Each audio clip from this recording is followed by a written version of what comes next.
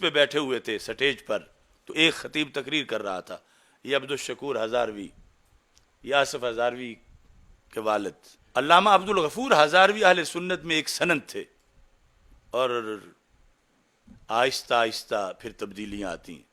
وہ جتنی غلط باتیں اس نے بیان کی، استاد لکھتے ہیں ایک ان میں سے یہ بات تھی کہ اس نے نعرہ تحقیق سے روکا گولڑا شریف عرس کے موقع پر عبدالشکور ہزاروی نے وزیر آباد کے، اور کہا کہ اگر حق چار یار کہیں تو باقی یاروں کی نفی ہو جاتی ہے، وہ بھی حق ہیں۔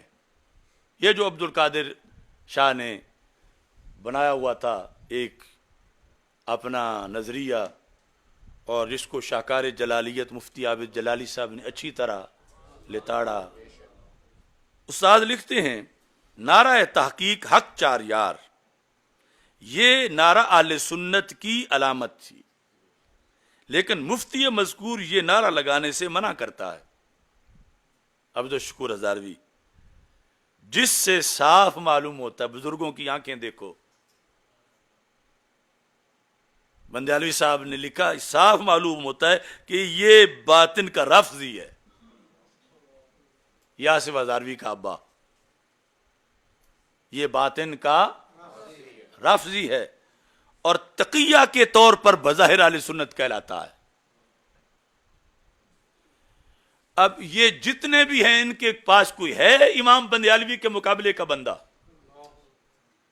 اہل سنت کی درسگاہوں کے مدرسین اور پوری دنیا میں، یعنی ان کے پڑپوتے لکڑ پوتے سے بھی اگلے جو شاگرد ہیں وہ آج مدارس میں پڑھا رہے ہیں۔ یہ سارے بڑے بڑے اساتذہ ان کے شاگرد ہیں، جتنے بھی قابل ترین، یہ چند شخصیات تھیں جن کے شاگرد تحفظ الحدیث رحمۃ اللہ علیہ کے شاگرد حضرت غزالی زمان رحمۃ اللہ علیہ کے شاگرد حضرت نور اللہ نعیمی بصیر پوری رحمۃ اللہ علیہ کے شاگرد بندیالوی صاحب رحمۃ اللہ علیہ کے تلامذہ، یعنی آپ کا نام تو تدریس کے اندر ایک سرٹیفکیٹ اور سند کی حیثیت رکھتا ہے۔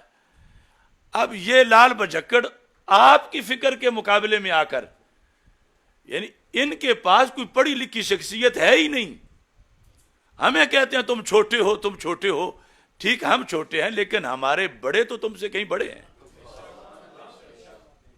اب علامہ بندیالوی رحمۃ اللہ علیہ حق چار یار کی حمایت میں آپ نے یہ لکھا کہ یہ بندہ جو روکتا ہے نا، اصل بیماری یہ نہیں کہ یہ صحابہ باقی جو ان کی کا حفاظت کرنا چاہتا ہے، اس کے اندر رفض ہے۔ فرماتے ہیں کہ مفتی مذکور کی منع نعرہ پر دلیل یہ ہے کہ اس نعرے سے یہ لازم ہے کہ چار یار کے سوا کوئی صحابی حق پر نہیں، یعنی یہ وہ تبلیغ کرتے ہیں۔ اصل تو روافظ کے اعلی کار ہیں اور حق چار یار روکنا چاہتے ہیں۔ آگے ملمہ کاری کیا کرتے ہیں کہ نہیں نہیں چونکہ چار کہیں تو باقی جو ہیں ان کے حق ہونے کی نفی ہوتی ہے، کہ یہ کہتے ہیں کہ اس نعرہ سے یہ لازم ہے کہ چار یار کے سوا کوئی حق پر نہیں۔ تو کہتے ہیں اس جاہل مفتی کو یہ معلوم نہیں کہ یہ تب لازم آتا ہے جب اس نعرہ میں حسر کا کلمہ ہوتا، یا بھی سارے یاد رکھ لیں، جب اس نعرہ میں حسر کا کلمہ ہوتا، مثلا یوں ہوتا نہیں حق مگر چار یار، نہیں حق مگر چار یار، اگر یوں نعرہ ہوتا تو پھر تو یہ تقریریں کرتا عبد القادر شاہ یا اس کے، یا یہ ہوتا کہ حق پر صرف چار یار ہیں، حق پر صرف چار یار ہیں، حالانکہ اس نعرے میں حسر کا ایسا کوئی کلمہ نہیں۔ علم اصول میں ہے کہ محض کسی کے ذکر سے دوسرے کی نفی نہیں ہوتی، محض کسی کے ذکر سے دوسرے کی نفی، اس نعرہ کا تو صرف یہ معنی ہے کہ چار یار حق پر ہیں، چار یار، دوسرے اصحاب کے حق پر ہونے کی نفی نہیں ہے، صرف چار کا اس بات ہے، باقی کی حق پر ہونے کی نفی نہیں ہے۔ اگر اس جاہل مفتی کی منطق تسلیم کر لی جائے تو مفتی جب یہ کلمہ پڑھتا ہے محمد الرسول اللہ صلی اللہ علیہ وسلم، تو لازم آئے گا کہ حضرت محمد صلی اللہ علیہ وسلم کے سوا کوئی بھی اللہ کا رسول نہیں، حالانکہ 1,24,000 کم و بیش نبی ہیں۔ اگر اس کا مانا جائے جو کہتا ہے کہ 4 سے باقی کی نفی ہو جاتی ہے، تو پھر سرکار سے باقی نبیوں کی نفی ہو جائے گی؟ نہیں ہوتی۔ سرکار کا محمد الرسول اللہ صلی اللہ علیہ وسلم کہنے میں محبوب علیہ السلام کا اس بات ہے اور باقی کی نفی نہیں ہے۔ تو اب مفتی اپنی اس منطق کے لحاظ سے دائرہ اسلام سے خارج ہو گیا، یعنی جو وہ 4 یار کہنے سے کہتا ہے کہ باقی کی حق پر ہونے کی نفی ہو جائے گی، تو محمد الرسول اللہ صلی اللہ علیہ وسلم کہنے سے باقی کی رسالت کا انکار ہو جائے گا، اور باقی کی رسالت کا جو انکار کرے وہ کافر ہو جاتا ہے۔ ان سب خرابیوں کا سبب جہالت ہے، یہی آج بھی ہے، یہی کل بھی سبب تھا، جہالت۔ لہذا نعرہ تحقیق حق 4 یار سے کوئی منافق رافضی ہی منع کرے گا۔ حق 4 یار، نعرہ حیدری، نعرہ حیدری۔ اب آگے استاد ہمارے چشتی بھی تھے، گولڑوی تھے، کچھ ان جہتوں پر آ کے لوگ جھگڑا کرتے ہیں کہ تم نقشبندی ہو، رضوی ہو، یہ ہو، تم بغض کر رہے، حسد کر رہے ہو۔ یہ استاد صاحب کا اگلا جملہ سنو، بلکہ اس نعرہ کا مرتبہ، کس کا؟ حق 4 یار کا۔ اس نعرہ کا مرتبہ نعرہ حیدری اور نعرہ غوثیہ سے بھی مقدم تر اور بلند تر ہے، مقدم تر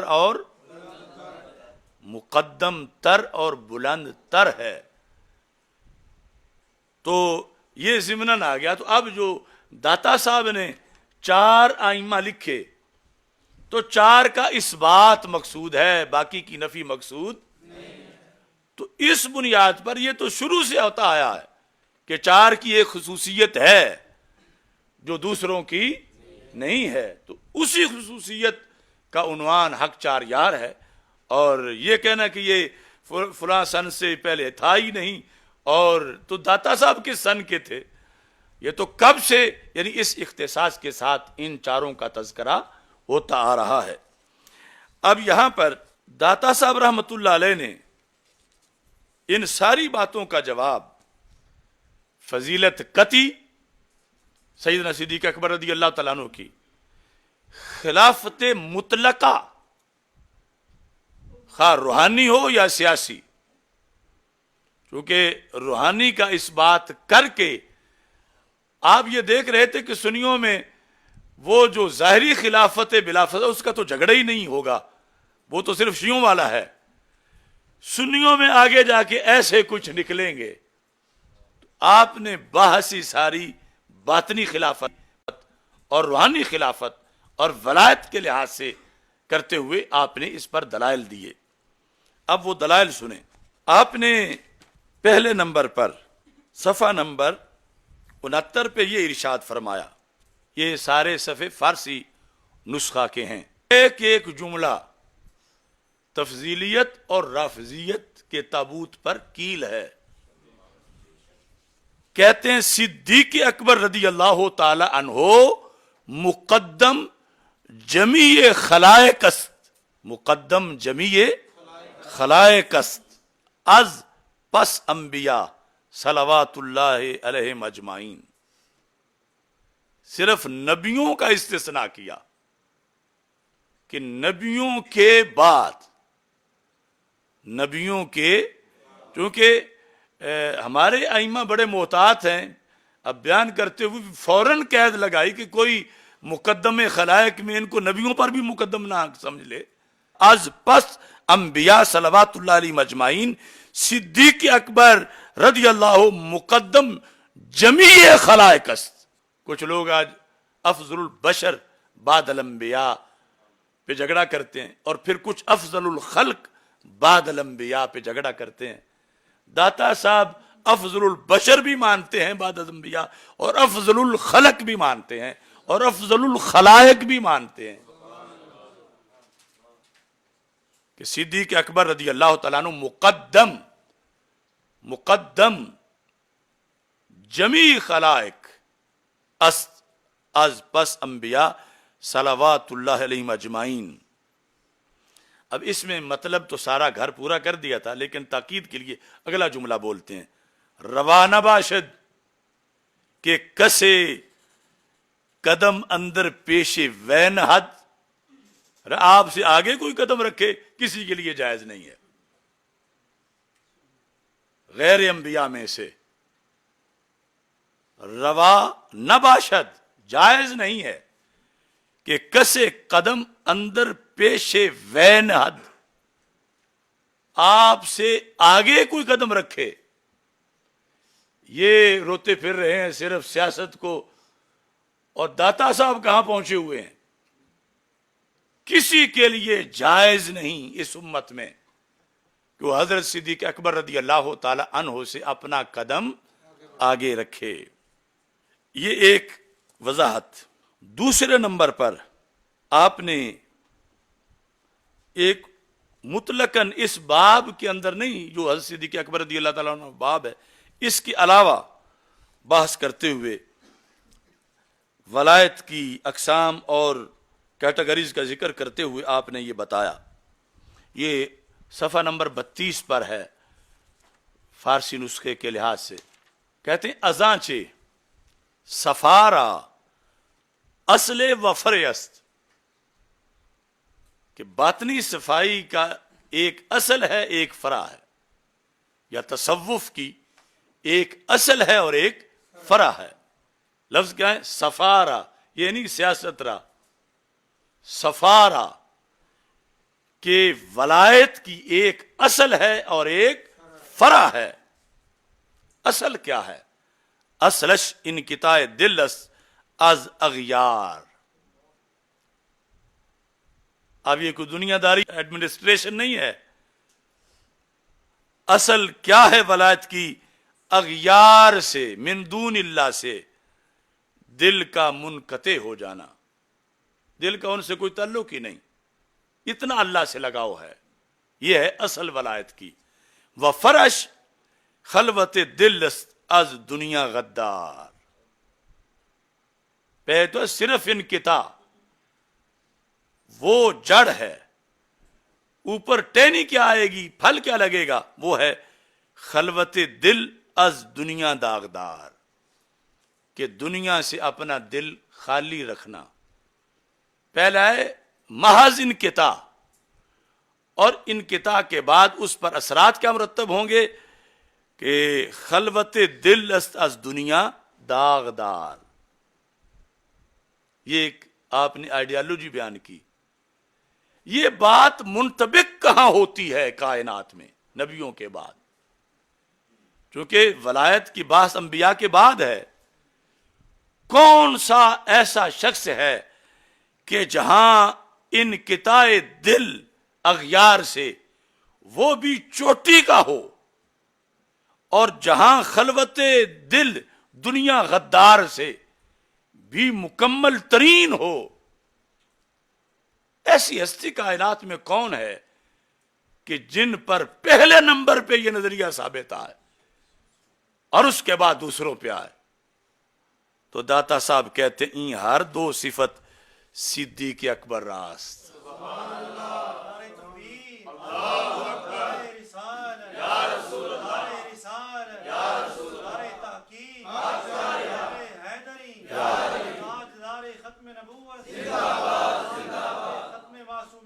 زندہ باد زندہ باد۔ دیکھو گنج بخش فیض عالم مظہر نور خدا، ناکساں پیر کامل کاملانہ رہنما۔ یہ پیر کامل ہیں اور ان کی کشف المحجوب پیر کامل ہے۔ اب دیکھو کتنا غبار ڈالا گیا ہے عقیدے پر، وہ جھگڑا جو روافظ اور شیعوں